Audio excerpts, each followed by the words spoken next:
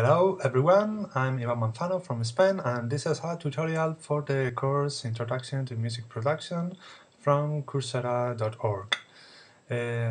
This week I've chosen the topic Demonstrate an effective use of a compressor in a musical context. So let's go. Well, I'm going to make a brief introduction to a compressor. A compressor is a device that reduces the dynamic input signal, thus, at the output, the instantaneous signal levels will be lower than they were at the entrance, but not all to the same extent, but suffer higher levels, attenuation greater than the lower levels, so it is said to work on the dynamics. The compression ratio sets the rate of change between levels of input and output. The compression ratio is variable depending on the compressor.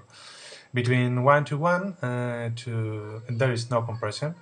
To 20 to 1 is a very strong compression.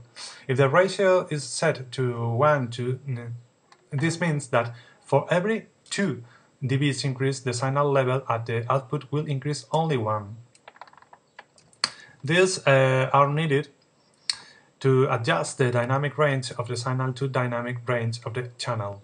Thus, signals greater than the dynamic ranges of a tape have been recorded and produced.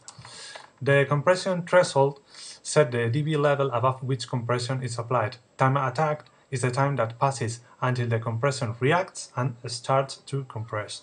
The range of the attack times is usually between 0.25 and 10 milliseconds, depending on the use to which it may enhance or improve of sound. And the relaxation time release adjusts the time it takes for the compressor to compress the signal at the end. And this value can vary from 50 milliseconds to several seconds. They also tend to incorporate a control elbow called knee to select how the transition zone between processed and unprocessed. This can be soft or exact, hard. There is no standard for how to place controls to optimal results, so it is best to do multiple tests to determine how the parameters are better adjusted. Okay, here I have a mix and the red lines are clippings. In Audacity you can view these clippings in View and Show Clipping. And what I want is eliminate all those clippings with a compressor. So here you can choose an effect and compressor.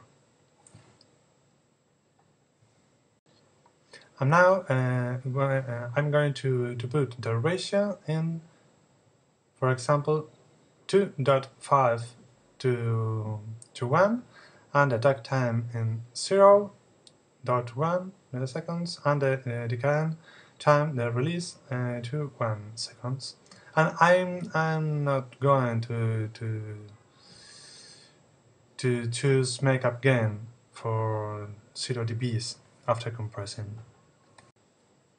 So, resuming, you have 4 main parameters you can adjust in a compressor: the threshold, the ratio, attack time, and the decay time.